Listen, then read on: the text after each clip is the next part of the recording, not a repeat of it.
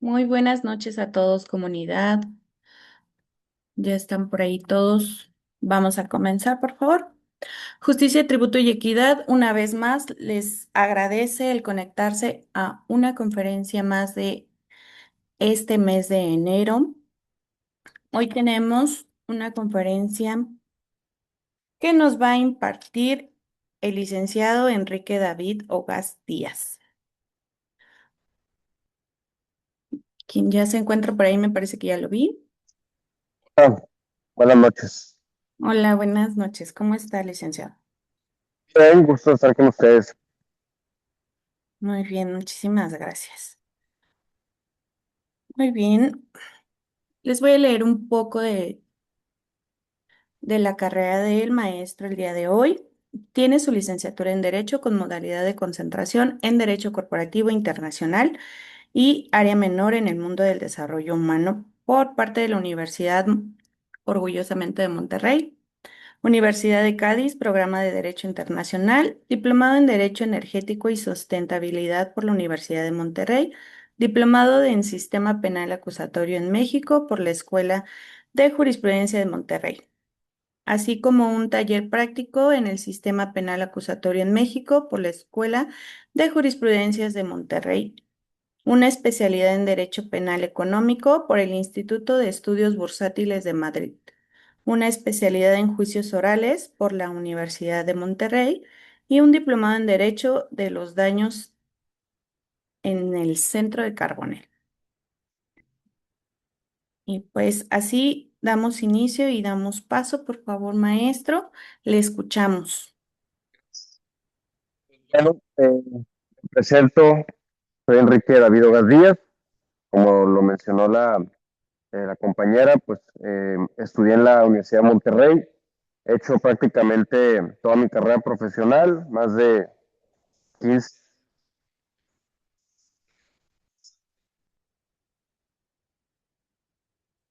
de litigio. Tengo una especialidad en juicios orales por la UDEM que abarca el tema penal, civil, mercantil, familiar. Y bueno, creo que lo que les puedo compartir un poco es en base a mi experiencia, en base a mis puntos de vista. He tenido una posición de presidente dentro del Sistema Estatal Anticorrupción de Nuevo León, en el comité de selección que participa entrevistando y evaluando en conocimientos a candidatos para distintos puestos, como lo fue el actual fiscal general de Nuevo León, el tema del fiscal anticorrupción, la Auditoría Superior del Estado, etcétera, ¿no? Y todo este andar, tanto en el tema público como en el tema privado, estudié también en el Instituto de Estudios Bursátiles de Madrid, con una beca, el tema del derecho penal económico, pues he ido viendo similitudes entre distintas ramas del derecho y encuentro una oportunidad en el derecho de los daños, que como les comentaba, tuve la oportunidad de empezar hace un tiempo. Y para que me entiendan qué es el derecho de los daños, no sé si alguna vez, es una pregunta retórica, no me la tienen que responder, pero en el sentido de que si alguna vez han escuchado esta broma de que alguien en Estados Unidos se resbala en un McDonald's, se quema con el café y un abogado estilo Better Call Saul, ¿no? Oportunista, quiere demandar por millones de dólares a McDonald's. Y existe esta idea, porque es cierto, existe hasta cierto punto en Estados Unidos, que es el sistema anglosajón del famoso common law, esta posibilidad de exigir civilmente cantidades muy fuertes en el derecho de los daños, mientras que nuestra legislación en México, que es un sistema romano-germánico, pues realmente ha sido algo todo lo contrario, o sea, nuestra historia incluso ha sido de corte más bien punitivista, o sea, desde incluso, yo diría que desde la conquista, desde la llegada de los españoles, probablemente incluso dan las culturas prehispánicas, eso lo desconozco, había un enfoque de que justicia es castigo, no tanto justicia es retribución. Y por eso se creó un sistema en el cual, bajo esta visión del derecho penal del enemigo, pues a lo mejor alguien perdía, vamos a decir, una pierna, ¿no? Por resultado de un ilícito, y pues no, le dimos 50 años de cárcel por eso, y la persona, o sea, ¿cuál es el bien jurídico tutelado? Entonces, esto empezó a cambiar con la visión del derecho de los daños. ¿Por qué? Porque nuestro sistema legal ha tenido la necesidad de influenciarse por países más desarrollados. Esto a partir de los años 2006, en el gobierno de Vicente Fox, Estados Unidos le dice a México, mira, la verdad es que las compañías americanas pues no confían en tu sistema de justicia, tienes que adaptar tu sistema y tratan de homologar el tema de los juicios orales. No sé si bien o mal, pero lo tratan de hacer y esto a fin de no dejar de recibir unos apoyos que se llaman USAID, que son los financiamientos del gobierno de Estados Unidos históricamente a México, que si se ejercen o no en el beneficio de la población por parte de los políticos en México, pues son dos cosas muy diferentes. Y empieza a cambiar y gradualmente empieza México a abrir un sistema rígido, punitivista, a tratar de modificar un poco ese tema de, bueno, vamos a buscar una vía más restauradora, incluso pues el artículo 109 del Código Nacional de Procedimientos Penales en su fracción 14, si no me falla, nos habla del derecho de la víctima que se le garantice la reparación del daño durante el proceso. ¿Realmente ustedes piensan, otra pregunta retórica, que se cumple con esto en México? ¿Ustedes piensan que en el sistema penal, en lo que llevamos del nuevo sistema de justicia penal de corte acusatorio, hay una verdadera reparación del daño? ¿Cuántos asuntos no se van por una suspensión condicional del proceso con una cantidad pírrica de una reparación del daño? Les pongo un ejemplo que probablemente muchos puedan entender. En el tema de, por ejemplo, el asesinato de una mascota por parte de otra persona o un delito de crueldad animal, si le dicen al agresor, paga 5,000 pesos y obtén una suspensión condicional del proceso, pues, ¿dónde queda verdaderamente la reparación del daño de haber pues, asesinado a la mascota de una persona? Entonces, este tipo de cosas, el derecho penal se ha quedado verdaderamente corto, o sea, se ha quedado en la práctica corto. Y nuestro sistema penal, adicionalmente, tiene limitantes operativas que no permiten que el sistema por sí mismo pueda tener el escrutinio, la pausa, la calma del análisis de cada circunstancia. Entonces empieza a crecer la posibilidad de que si tú fuiste víctima de un delito y que si con independencia de lo que haya pasado en el proceso penal, paralelamente quieres exigir por la vía civil la reparación de ese daño, lo puedes hacer. Eso es un gran precedente que la anterior Suprema Corte de Justicia resolvió, porque previo a eso no podías tú realizar, digamos, una demanda de responsabilidad civil si tú ya habías tenido una reparación del daño en materia penal. Entonces, si alguien, por ejemplo, en el pasado firmaba un acuerdo reparatorio o recibió una suspensión condicional del proceso, que hay que recordar, es un tema que incluso la víctima puede oponerse y no importa, mientras su oposición no sea fundada. Entonces, esto empezó de un paradigma de, bueno, o sea, la responsabilidad criminal de esta persona pues puede estar resuelta, pero yo tengo el derecho a buscar una reparación integral. Y de esto nos habla, o siempre nos ha hablado más bien, perdón, el Código Civil Federal. El Código Civil Federal nos ha mencionado históricamente el concepto de daño moral, pero realmente nunca se había tomado verdaderamente en cuenta, porque el daño moral incluso era algo que generaba, pues hasta cierto punto, una especie de broma, ¿no? La gente cuando dices, oye, daña mis emociones, ay, qué sensible, oye, dañaste mi honor, ay, qué exagerado. Pues yo no pienso que eso sea algo sensible ni exagerado. Yo creo que es un derecho humano, ¿no? Es un derecho humano en México y en cualquier parte del mundo que se debe de respetar. Esto es algo que muchos abogados todavía creo que no alcanzan a dimensionar la, digamos, capacidad de mercado que tiene. Yo les puedo platicar, he llevado asuntos de grupos de rock, no sé si conocen a La Maldita Vecindad, he representado a otros artistas, no sé si has escuchado de Piwi, un músico, un productor, Mauricio Latorre, muy respetado en Nuevo León, que en el cual tuvimos dos resoluciones favorables por casos de difamación, y todo fue a través de la responsabilidad civil. Eh, Creo yo que lo primero que tendríamos que saber es qué es posible hacer a través de esta figura y qué no es posible. ¿Por qué? Porque a lo mejor muchos de ustedes se dedican únicamente al derecho penal o algunos únicamente al derecho civil, pero el conocer ambas ramas del derecho pues les puede dar mayores competencias para este nuevo híbrido del derecho mexicano, que es una institución que existe en muchas partes del mundo. Por ejemplo, en Inglaterra empezó este tema con el famoso tort law, y este tema de la responsabilidad civil te puede abarcar desde, repito, temas de daños a las emociones, daños a la reputación, daños a la opinión que otros tengan de ti. Y esto es muy importante entenderlo como algo integralmente vinculado al derecho penal. ¿Por qué? Porque incluso los plazos de prescripción, la ley te los establece. Cuando hablaré, por ejemplo, del caso de Nuevo León. Es muy común porque la difamación es un delito todavía en Nuevo León, me queda claro que en Ciudad de México no lo es, que se confunda cuál es la vía adecuada, ¿no? Pero una, repito, no es excluyente. Y en ese sentido, la prescripción te marca que cuando hay una responsabilidad civil derivada de un delito, es hasta de 10 años para que ejerzas una acción civil. Y cuando es un tema meramente patrimonial, es de 2 años.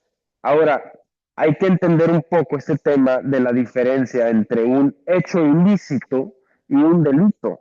Un hecho ilícito es una situación que es contraria a la ley, ¿no? Puede ser una norma ambiental, puede ser la violación de una norma sanitaria, pero no necesariamente es delictiva, no necesariamente eh, es una actitud dolosa, criminal. Y por ejemplo, un asunto que llevamos de responsabilidad civil, un hotel de prestigio fue contratado, o más bien sí, fue contratado para una boda. Todos los miembros de la boda se intoxicaron, más de 250 personas, porque tenía heces fecales los hielos del hotel. Entonces, pues esto evidentemente genera una situación irreparable. O sea, ¿cómo lo cuantificas? ¿Cómo dices tú, oye, arruinaste mi boda, me avergonzaste frente a todas mis personas que conozco, familiares, les hiciste un daño a la salud? O sea, ¿cómo puedes cuantificar esto? Y entran conceptos como el interés jurídico, porque tú dices, bueno, pues demándame, ok, pero ¿quién? ¿Tú por todas las personas de la boda? Pues no, y tienes tú, digamos, una limitación eh, operativa, si lo quieres ver así, pues de tener que conjuntar todos estos intereses jurídicos. Entonces, para esto, para tú poder cuantificar lo incuantificable, a cierto punto, te vales de elementos periciales. Esos elementos periciales son principalmente psicólogos, ¿no? Tú llevas a la persona afectada a una serie de entrevistas con psicólogos especialistas en la materia, y esto puede ser utilizado como una herramienta para cuantificar efectivamente el monto del daño. Ahora, es bien importante entender que no basta con que solamente exista un daño, tiene que haber un triángulo, si lo quieren ver así. Tiene que haber un daño causado para que tú promuevas una responsabilidad civil derivada de un delito, pues tú tienes que acreditar que ese delito existió. Entonces, evidentemente, el estándar probatorio en materia civil, para los que no lo sepan, es menor que el estándar probatorio en materia penal.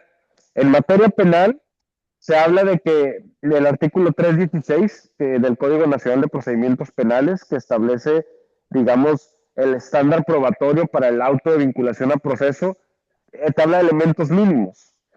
Pero para condenar a una persona, estamos hablando de algo que supere, o sea, que sea encima de cualquier duda razonable, y que destruye el principio de presunción de inocencia, lo cual es algo altamente complejo. Entonces, a lo que voy con todo esto es que si una persona tiene un auto de vinculación a procesos, desde mi punto de vista, podría ser suficiente en algunos casos para que sin que tuviera una condena en materia penal, pudiera ser considerado culpable o más bien responsable en materia civil.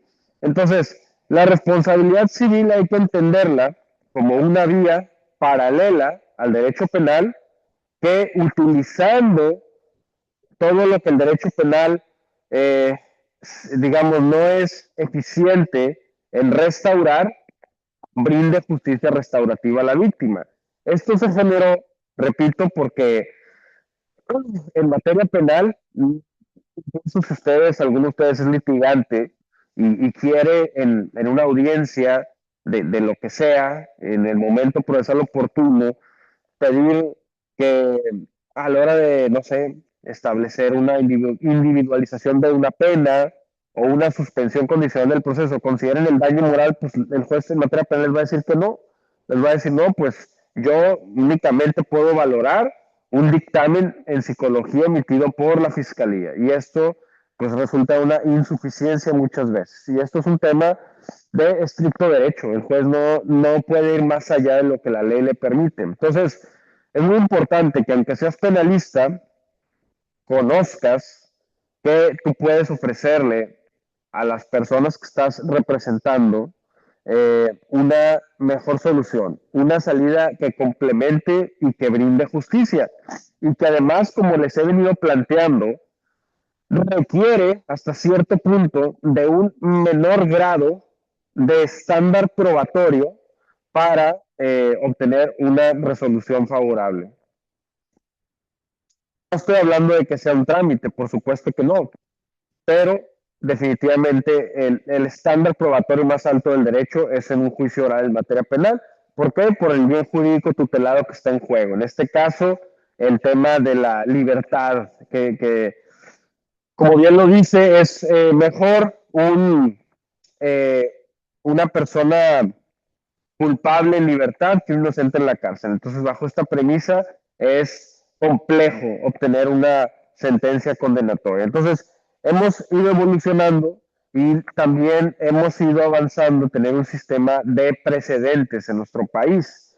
No sé si ustedes conozcan este caso que les voy a mencionar, pero el asunto de Mayan Palace, un resort vacacional en el cual, si no me falla la memoria, en el año 2014, una, una familia lamentablemente pues perdió a su hijo que se metió en kayak a una especie de lago y se electrocutó en el lago y encima de que se electrocutó en el lago hubo una omisión por parte del staff del hotel de dar pronto aviso y atención adecuada a la ambulancia, a los paramédicos. Entonces, esto generó, si no es la primera, por lo menos la más importante, sentencia de daños punitivos en México. El famoso punitive damage, que pues, es un concepto anglosajón, eh, es un, es un concepto netamente traído, repito, de Estados Unidos, que busca ni siquiera la reparación del daño, busca el castigo. Son daños punitivos, de la palabra castigo. Entonces, esta figura se aplicó en este caso porque la Corte resolvió en su momento que fue tanto digamos, la falta de opinar, de consideración hacia los demás por parte del hotel que merece un castigo ejemplar incluso más allá de reparar el daño. Entonces, obtuvieron una sentencia que si no recuerdo bien, o más bien si recuerdo mal, no da por menos de 40 millones de pesos. Fue una sentencia muy alta para el momento y a partir de esto pues se abre un precedente. Yo considero que hoy en día los temas de por ejemplo, el tema de los seguros, ya la Corte en su momento resolvió esa situación, o el tema de los bancos incluso, si tú demandas a una aseguradora, ¿no? Más allá de exigir el cumplimiento de un contrato mercantil, porque eso es lo que son los seguros, puedes exigir el tema de los daños punitivos incluso en algunos supuestos. Y es muy importante que analizáramos de todas las sentencias en materia penal, literal, agarráramos las sentencias del año 2025, cuántas de esas, si se llevaran por la vía de la responsabilidad civil, se podría exigir una cuantificación y una eh, sentencia importante. Yo diría que muchas de ellas. El problema es que muchos abogados no, digamos, no lo han pensado de esta manera. Es importante, repito, entender que todo esto proviene y el propósito es buscar justicia restaurativa. Entonces, para acreditar los elementos en ese tipo de procesos, no es necesario necesariamente que haya un proceso penal iniciado, por ejemplo, porque si hablamos de la responsabilidad civil derivada del delito, pues la gente interpreta a veces, no, pues es la responsabilidad civil de una sentencia en materia penal o de una denuncia, no, ni siquiera tiene que poner una denuncia, una persona como requisito. Ojo, tiene que darse un acreditamiento, como lo he dicho, del daño, lo cual, pues, hay un plazo que ya les mencioné cuando es un tema patrimonial, pero cuando es un tema derivado del delito, pues es mayor y existen medios periciales, etcétera, para acreditarlo. Y este daño tiene que estar con un nexo causal de una conducta que puede ser delictiva o incluso culposa. Por ejemplo, en los casos de una persona en estado de ebriedad que atropella y mata a una persona, y bueno, es un delito, es más, una persona que no esté en estado de ebriedad, una persona sobria que atropella y mata a una persona, es un delito culposo, ¿no? Pero eso no quita que tú puedas promover una acción de responsabilidad civil y tú puedes agarrar esa circunstancia, esa eh, constancia que exista de todas esas circunstancias, del parte médico, el informe policial homologado, y sería prácticamente imposible, diría yo, que una demanda por responsabilidad civil no tuviera un buen puerto, porque es muy difícil desacreditar. Creo que estamos, como por ahí leí en algunos de los comentarios, eh, en pañales, sí, pero estamos en pañales en este tema por la falta de cultura jurídica en este tema. Es una circunstancia donde muchos, repito, todavía no le dan un valor tanto social como social, ¿no? ¿Social en qué sentido? Creo que nosotros como abogados podríamos ayudar a crear una situación más justa para las personas, que hubiera mayor credibilidad al sistema de justicia si le diéramos herramientas a la gente, ¿no? Muchos abogados no saben ni siquiera qué es la responsabilidad civil. Me ha tocado ver asuntos, ahorita pasaré una pregunta muy interesante que me acaban de hacer del principio de juzgar dos veces si se vulnera o no. Muchas veces nos han tocado asuntos, por ejemplo, en temas médicos.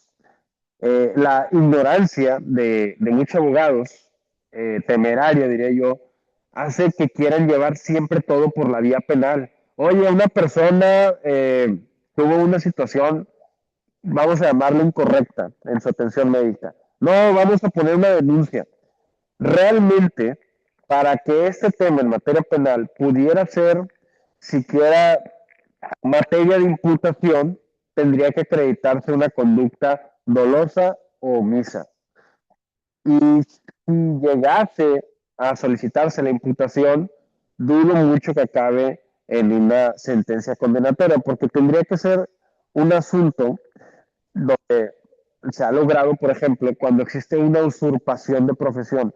Entonces, tenemos que migrar de este pensamiento de que el derecho penal lo es todo, ¿no? El derecho penal es algo importante, pero el propósito del derecho penal proviene de la palabra pena, castigo, sufrimiento, es un método de corrección de la conducta antisocial.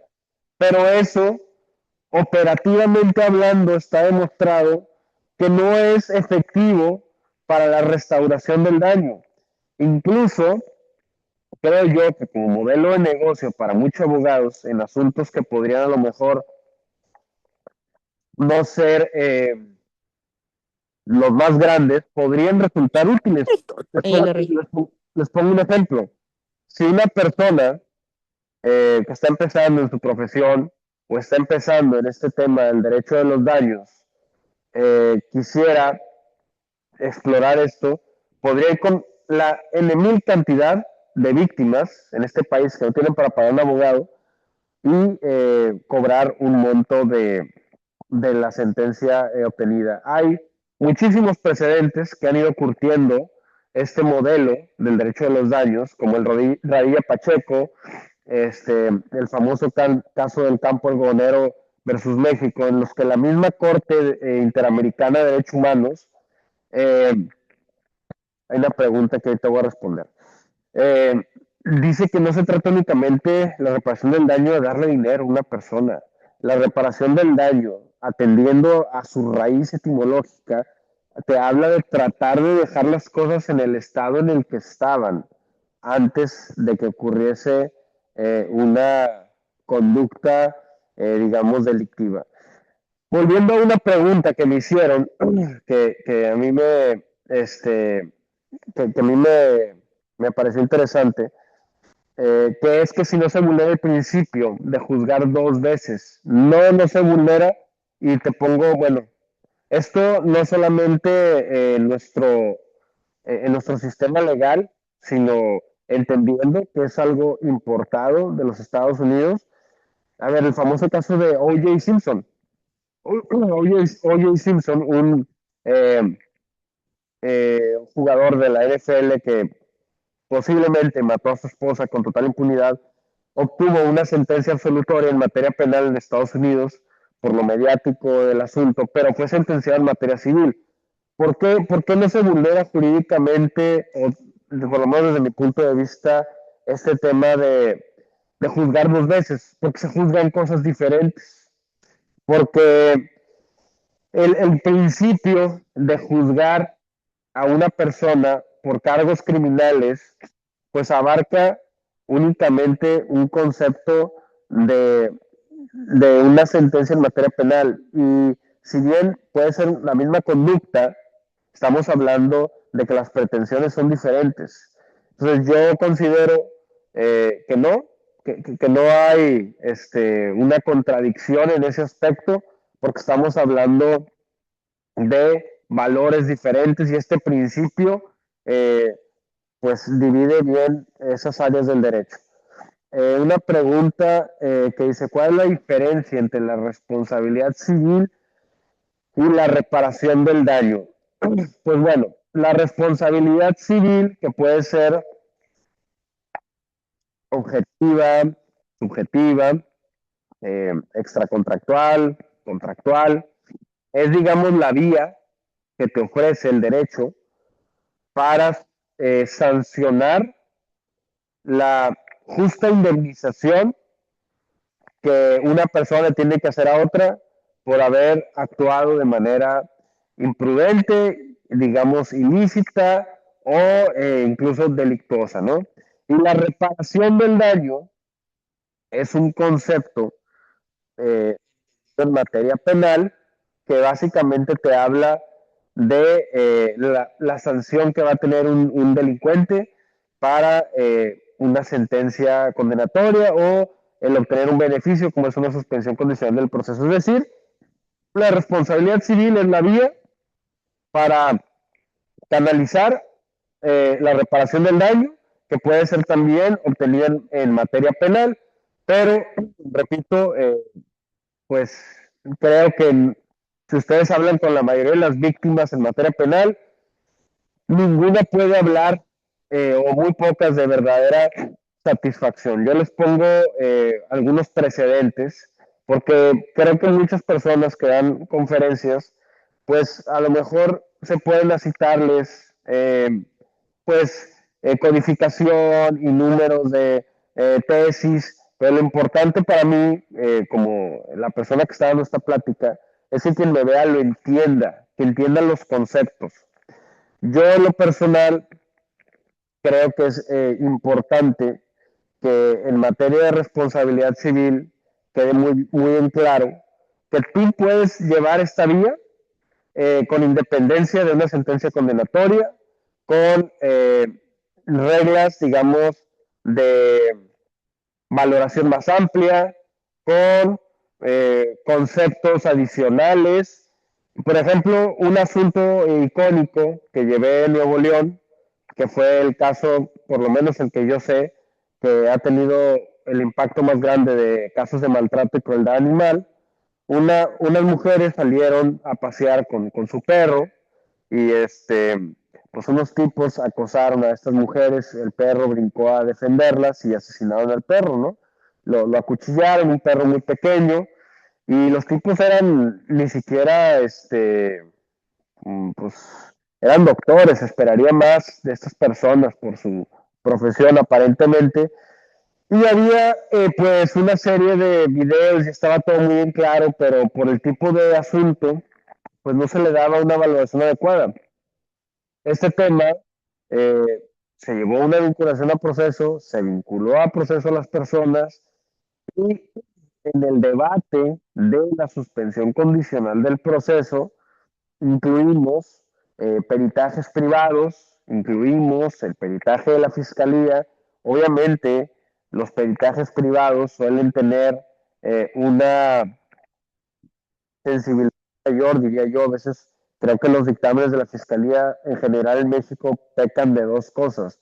La primera, de en muchos casos, describe daño psicológico de una manera muy ambigua, muy simple, con poca ejercicio de contradicción o de buscar si verdaderamente la persona está diciendo la verdad. Creo que eso es un error que se ha cometido en dictamen a nivel nacional, porque no hay suficiente personal, porque las personas que valoran muchas veces pues, están cansadas y mal pagadas, pero los dictámenes privados pues tienen una valoración más sensible. Y había una contradicción en este caso que les platico, porque la valoración del dictamen privado era mucho mayor que la valoración del dictamen de la fiscalía.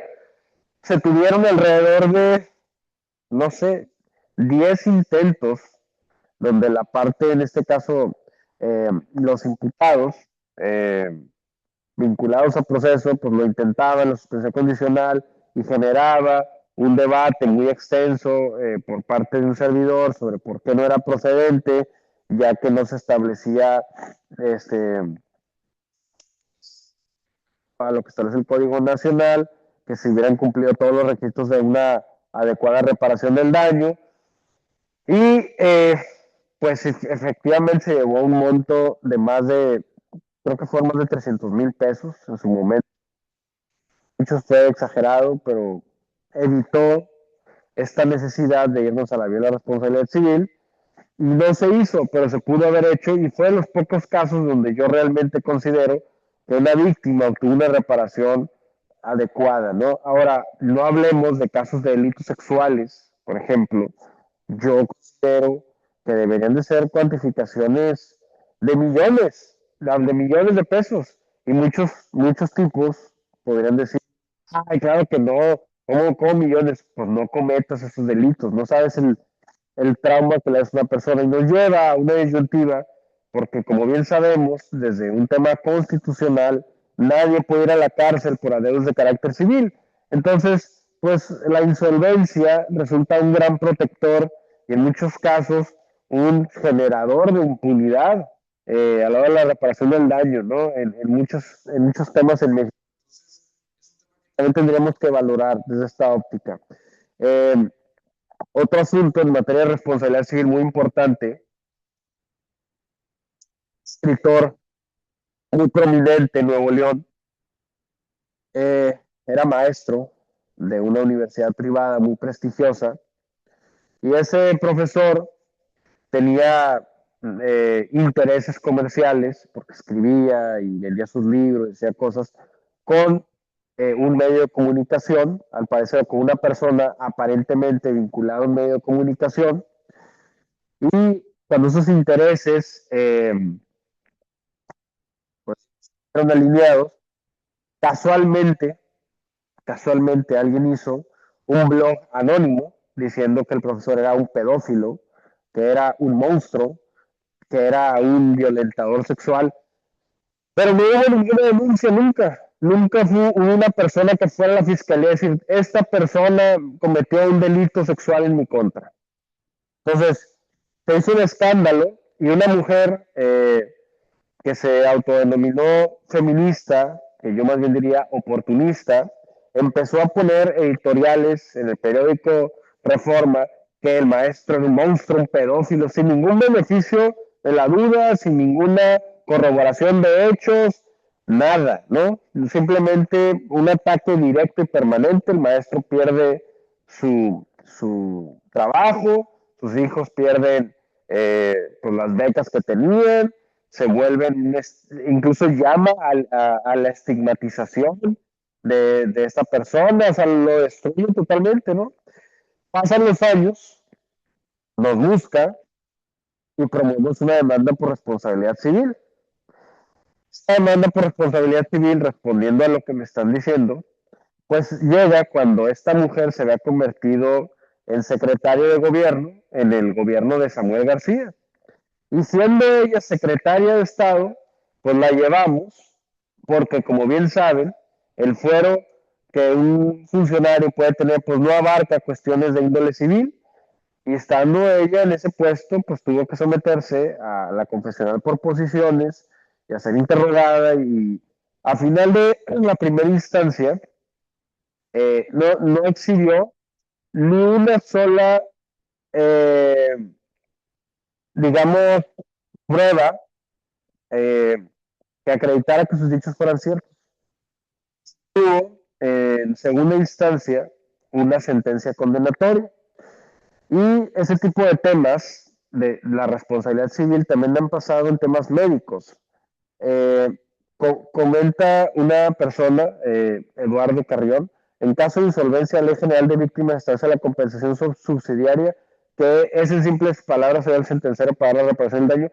Sí, pero hay muchas cosas, estimado Eduardo, en la ley en México que lamentablemente se queda en la teoría. Yo creo que lo que hace falta en nuestro país es generar las herramientas para que estas cosas se vuelvan materiales. Yo en lo personal hice ese comentario que estás diciendo porque considero que la cuantificación de la reparación del daño en materia penal puntualmente es bastante baja. Yo considero, he visto cosas muy indignantes de por ejemplo, que le digan que vas a pagar un año de terapia por haber cometido un delito sexual contra una persona. ¿Ustedes creen que en un año esa persona yendo una vez a la semana con un psicólogo va a olvidarse de eso?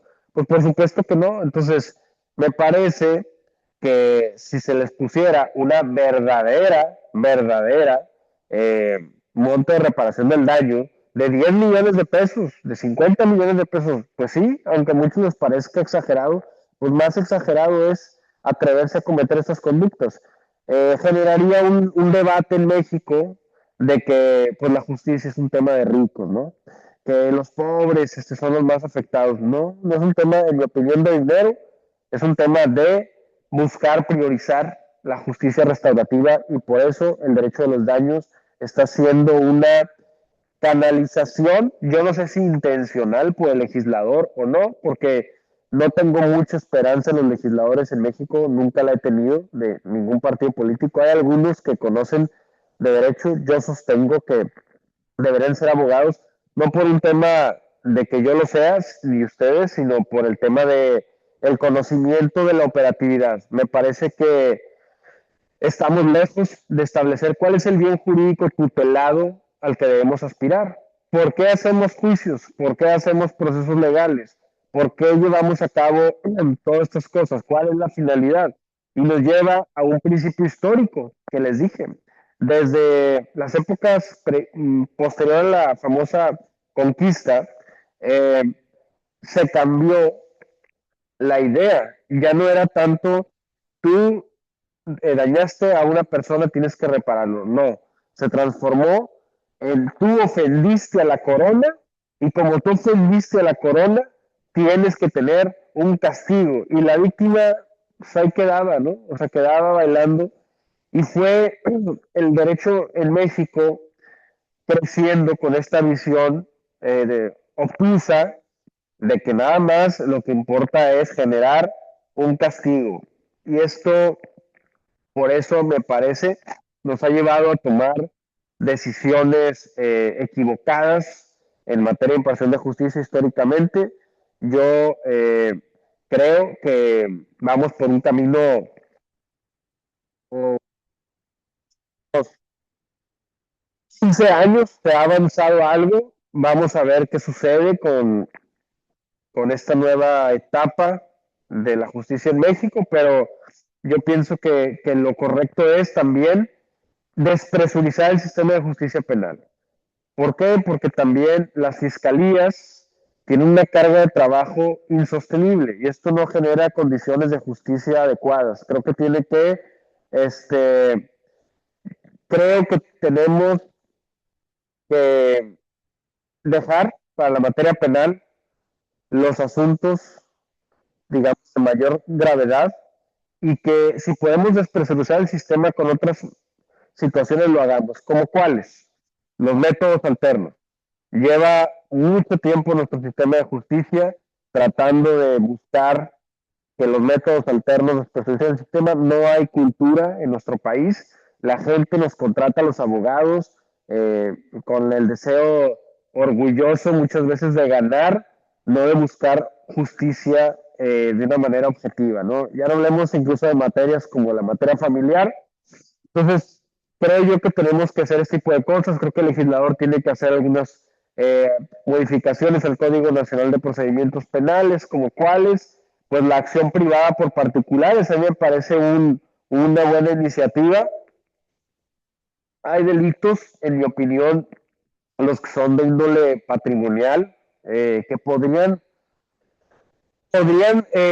manejarse de esa manera. No sé si ustedes lo sepan, pero existe la acción privada particular en casos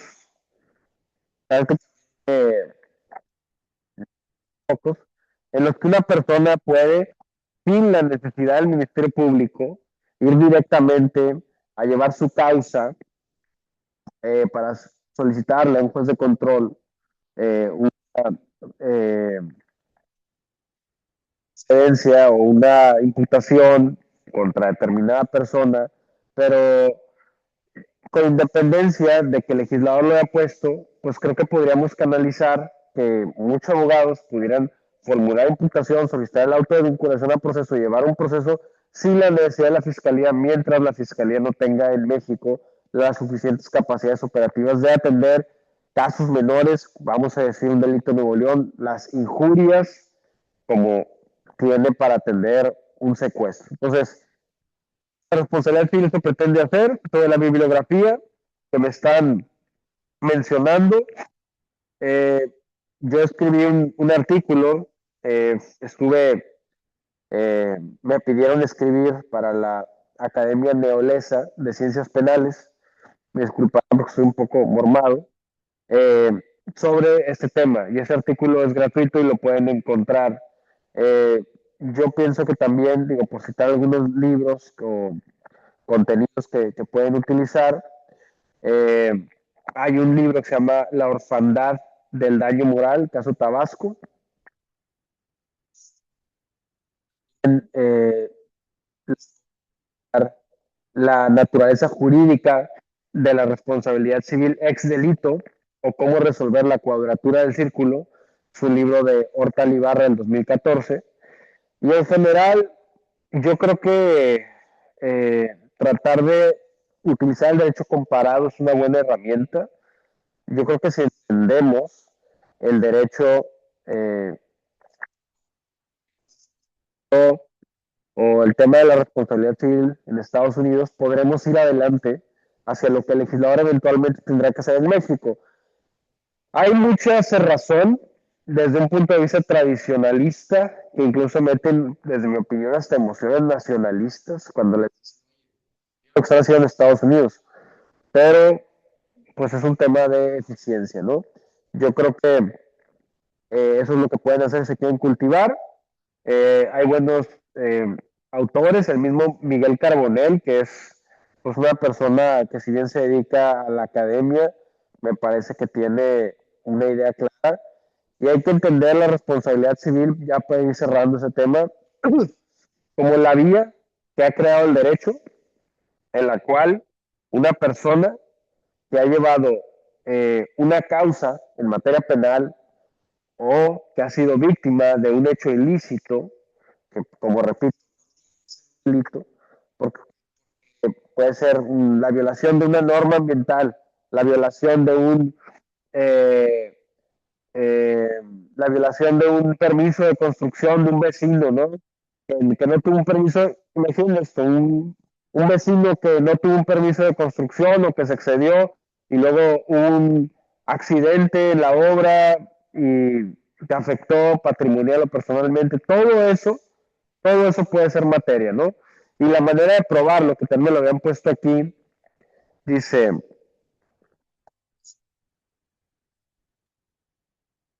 ¿cuáles eran, cuáles eran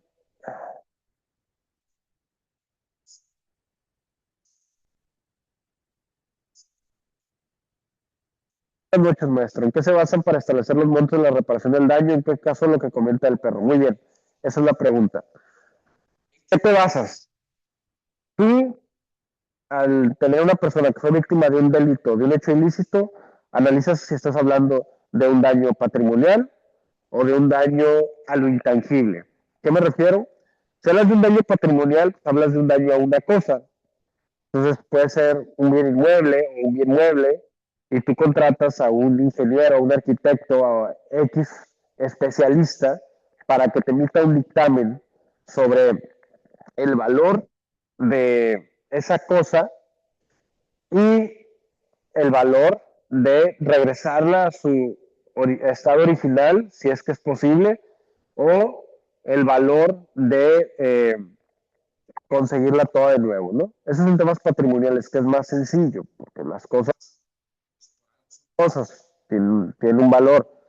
Pero cuando es un daño personal, por decir, oye, me difamaron, oye, me fabricaron un delito, oye, este, era un contenido eh, erótico mío sin mi consentimiento. ¿Cómo cuantificas eso? Pues con peritajes en psicología, por ejemplo. Si tú eres una persona que tiene un empleo que, no sé, imagínate un doctor que lo exhibieron de alguna manera o un ático, ¿no?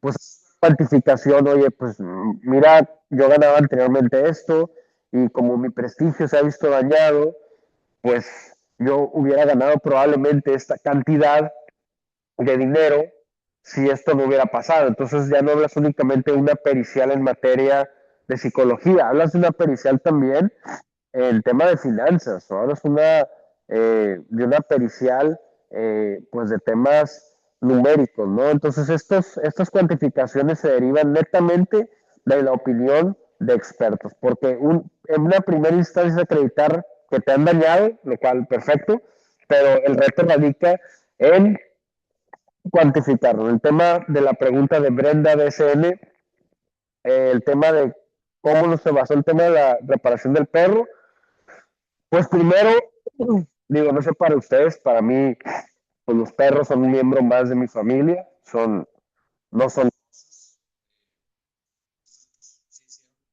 trajes de psicología, se hicieron también, se allegaron documentos de los gastos que habían tenido en la mascota, ¿no? Porque la habían operado y habían invertido pues en su salud, le habían hecho varias cosas. Los gastos funerarios, por ejemplo, también recibieron algunos golpes en esta situación. Entonces todo eso formó parte del monto de la reparación del daño. Es,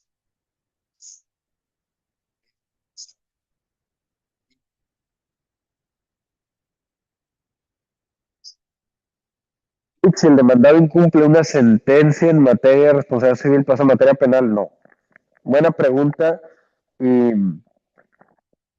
ver, algo que les voy a decir para el resto de sus días profesionales, no hay preguntas tontas, solo hay tontos que no preguntan. O sea, es importante que entiendan que todos estamos aprendiendo y que eh, cosas.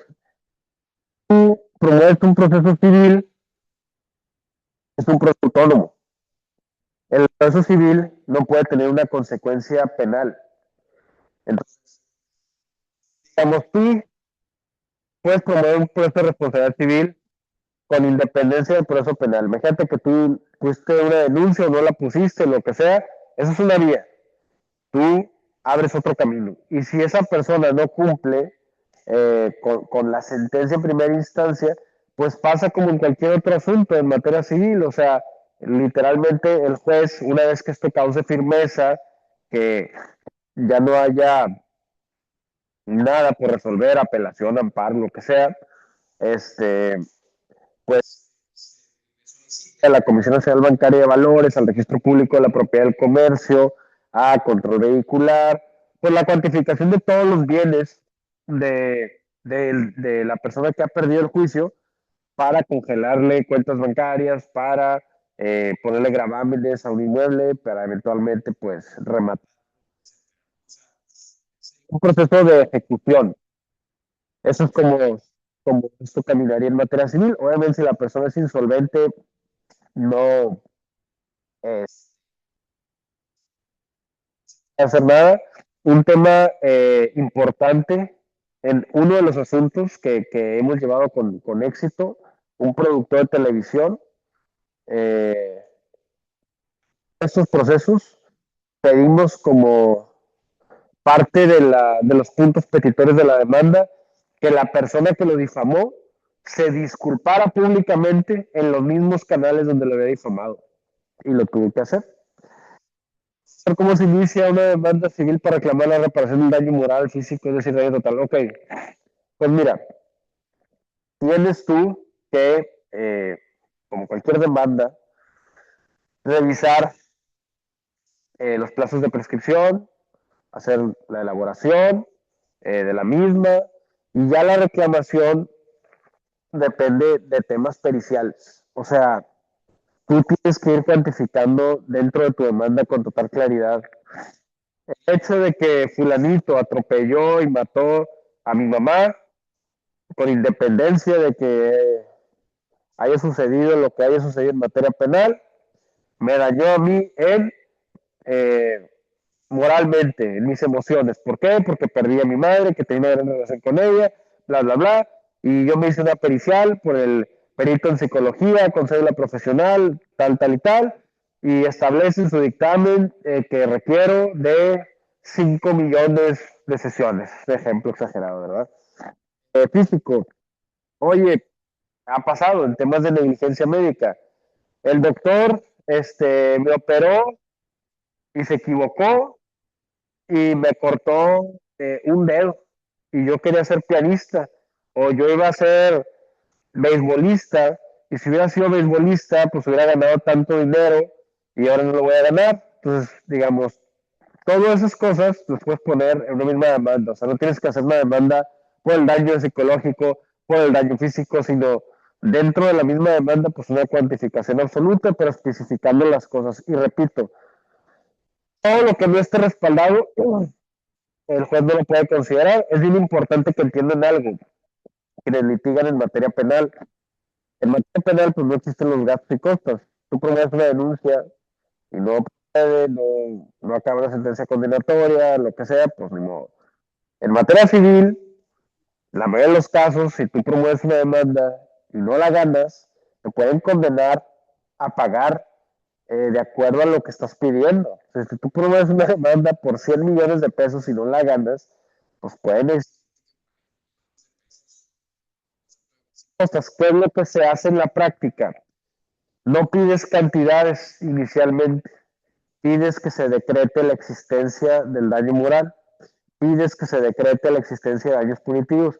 Y ya que tienes una sentencia favorable en primera instancia y que causa firmeza eventualmente, promueves un incidente. Y este incidente ya es netamente solamente para cuantificar la manera menos riesgosa, ¿verdad?, de representar a una persona. Yo espero que esta plática que les he dado el día de hoy, pues les haya servido de algo, que les sea Disculpe, Lick, de utilidad. Perdón. disculpe, Lick. Sí, Sí. disculpe, Lick, una pregunta. Bueno, acabo de mencionar hace rato que se puede perseguir un juicio de responsabilidad civil independientemente si hay una sentencia penal o no. En este caso, por ejemplo, si, si el afectado, este, por ejemplo, el afectado puede mandar directamente a la empresa aseguradora de quien realizó el ilícito. Muy bien. Déjame ver si te entendí bien. Mira, algo que es importante que sepan, incluso el Código Nacional de Procedimientos Penales lo prevé. No sé si recuerden, pero hay un apartado para el procesamiento de las personas jurídicas, que no se usa en México porque los ministerios públicos no lo entienden, pero tú podrías pedir la vinculación al proceso de un banco como persona moral si un empleado del banco comete un delito en tu contra. Digamos, espero no confundirte, pero fíjate que un funcionario de un banco se roba tu dinero. Tú podrías ir en materia penal, si me equivoco, es como código, el artículo 400 y tantos, te dice que tú puedes ir por una persona jurídica en materia penal por los delitos cometidos en su beneficio eh, o por la inobservancia de su organización. De igual manera, en materia civil, tú podrías demandar a una persona moral, en este caso a una aseguradora, si un miembro de su organización hizo cualquier hecho ilícito en tu contra, ¿no? No, bueno, yo me refiero más, por ejemplo, en el caso de un siniestro de tránsito donde una persona resultó fallecida, ¿no? Por haber sido atropellada. Y el seguro de la persona que realizó el ilícito, es decir, de quien atropelló a la persona, no se quiere hacer cargo. La persona que sería, por ejemplo, la ofendida, es decir, por ejemplo, el familiar de la persona atropellada que perdió la vida, puede demandar directamente a la empresa aseguradora que no se quiera hacer cargo de la indemnización, por así decirlo, del seguro que tiene con la otra persona, con el imputado, por ejemplo. O sea, vamos a ver si te entiendo. O sea, a ti, te, a un familiar tuyo, digo, Dios no lo quiera, lo atropella a alguien y la otra persona tiene un seguro de responsabilidad civil y el seguro dice, no Así te es. voy a cubrir porque no quiero y pues no te dejan, Ajá, no te indemnizan, ¿no? Esa es tu pregunta. así es, Puedes así demandar, es. ok.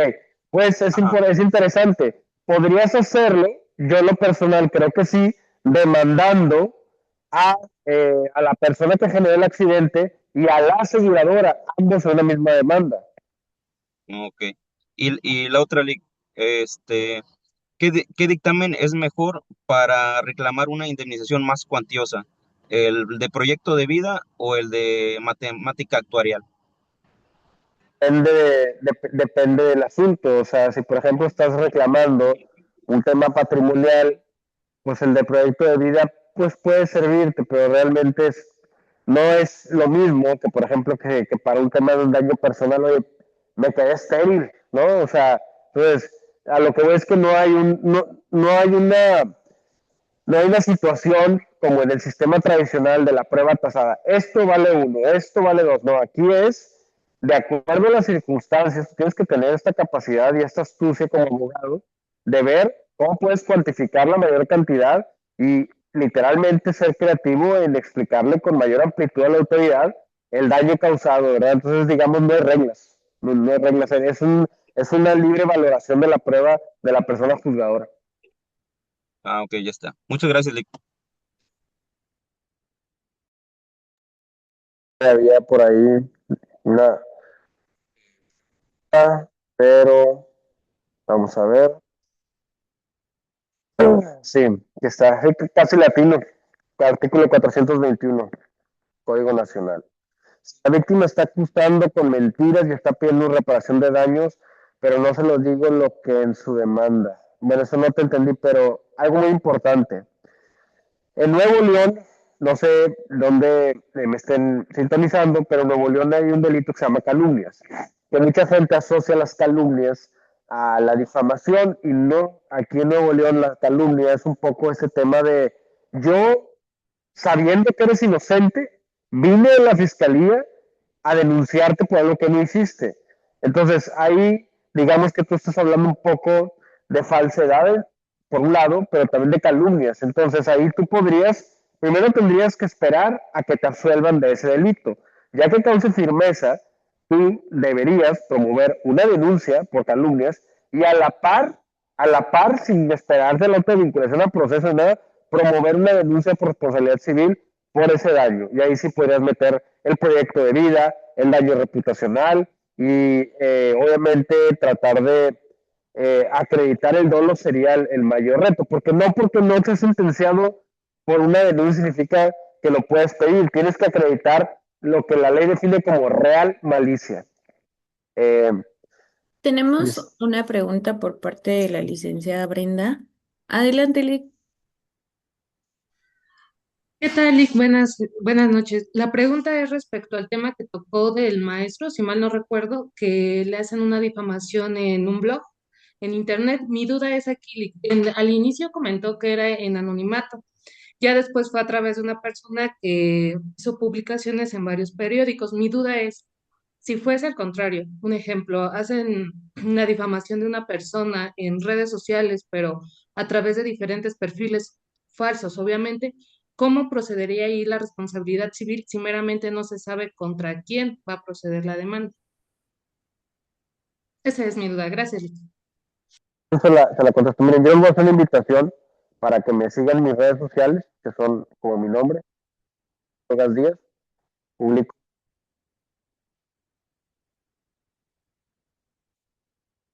Estuve ahí hablando con un catedrático español que fue, si no me equivoco,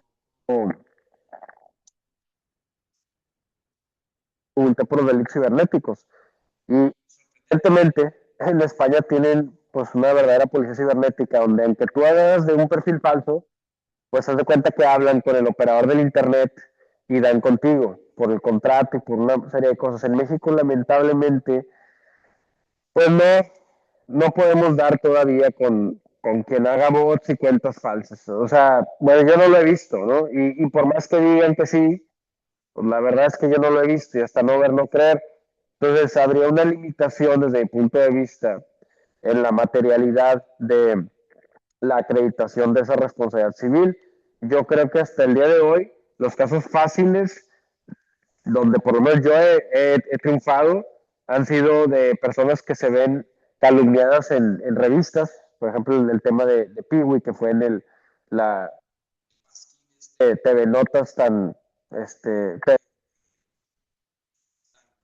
¿no? Tan negativo, pues era innegable la autoría.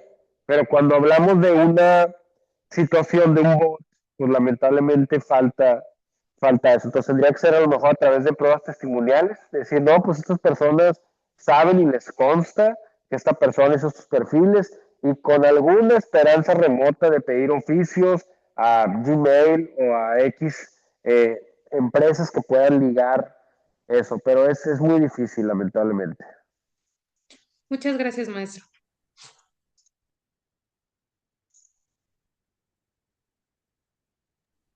Había otra manita por ahí levantada, pero ya la bajaron, maestro. Era yo, maestra. Ah, ok. Raúl Bolaños Adelante, Macías. adelante, licenciado Raúl, por favor. Muy amable. Maestro, muchísimas gracias. Excelente su ponencia, la verdad, poco tocada y hoy ya bastante recurrente, ¿no? Por cuestiones, por ejemplo, aquí en Veracruz, difamación, calumnias y cuanta cosa con Fidel Herrera, pues se fue para abajo, ¿no? Una incongruencia se puede decir porque realmente hoy es la comida, ¿no? La comida diaria, la difamación, la calumnia y cosas por el estilo.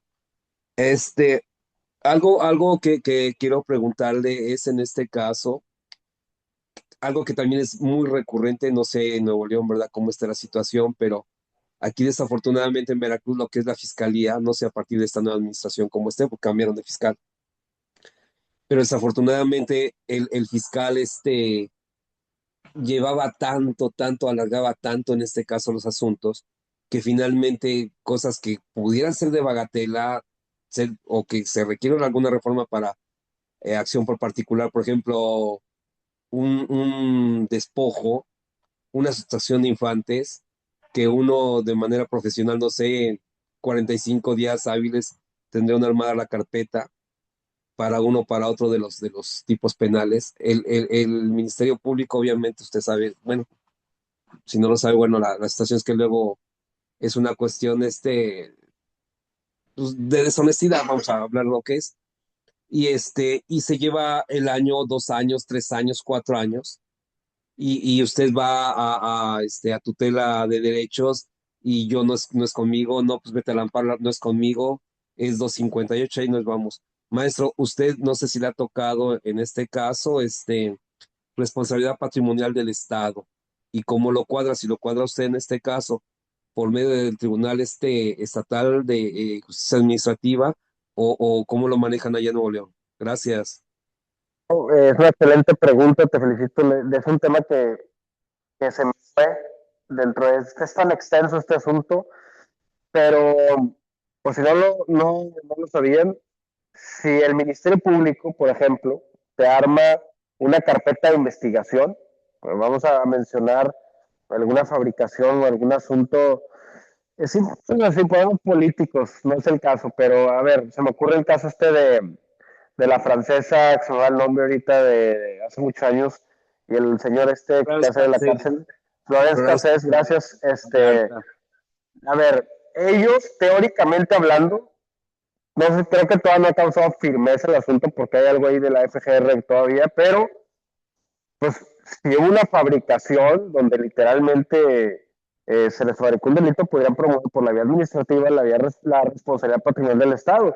Y ahí, de entrada, pues el Estado no les va a poder decir que son insolventes, ¿verdad? Porque si algo tiene el gobierno, pues es dinero. Entonces, podrían hacer una cuantificación del proyecto de vida, de N mil cantidad de cosas, y sería procedente, y es efectivamente un proceso administrativo. La responsabilidad patrimonial del gobierno mexicano aplica a fiscalías, jueces, por ejemplo, el caso de Gloria Trevi, que tan manoseado, pues yo hace poco vi una nota donde resulta que el juez que absolvió a Gloria Trevi y que sentenció al tipo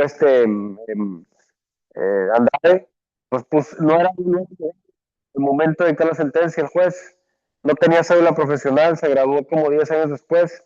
Esto podría interpretarse por parte de las víctimas como una situación que afectó su acceso a la justicia, ¿verdad? Que no tuvo la pericia legal, no estoy diciendo que haya sido necesariamente corrupto, pero pues si no es ni licenciado en Derecho, pues creo que hay un error del Estado en los filtros y por ende podría haber una responsabilidad patrimonial. Entonces, como conclusión, sí pueden demandar a la fiscalía, sí pueden demandar a jueces, pero no jueces en lo personal, sino como la institución. Y una de las ventajas que tiene esta vía es que pues no hay gastos y costas. Entonces, pues espero con eso quede contestada la pregunta. Claro que sí, muchísimas gracias. Buenas noches. Si repite, por favor, sus redes. Creo que sí, es como mi nombre, Enrique David Hogar Díaz. Nos dicen Muchas, en los comentarios, programen otra sesión con el maestro. Y yo, pues claro que sí. Nada más falta que el maestro se decida a darnos la oportunidad nuevamente. Muy bien, maestro, pues hemos llegado al fin de la conferencia. Llegamos muy a tiempo, muchas preguntas muy buenas, la verdad, y pues desahogadas en su totalidad. Sin otra cosa más que agregar, justicia, tributo y equidad, les agradece una vez más a todos compañeros por haberse conectado y por haber participado tan fluidamente. Maestro, muchísimas gracias. En breve, el equipo de justicia, tributo y equidad le estará haciendo llegar un reconocimiento por su gran participación. Mucho También, gusto. muchísimas Hasta gracias. Hasta luego. No omito comentarles que el día lunes 26 vamos a tener una masterclass con la maestra y doctora Carla Prat, por lo que por favor les recomiendo soliciten sus accesos para que puedan estar al pendiente. Son 4 horas de clase. Muchísimas gracias. Pasen un excelente fin de semana. Buenas Muchas noches a gracias, todos. buenas noches. Gracias, maestro. Hasta Gracias a luego. todos. Gracias. Bonita noche. Bye. Gracias, buenas noches. Gracias, maestro. Buenas noches. Gracias igualmente a todos. Buenas noches. Buenas noches a todos.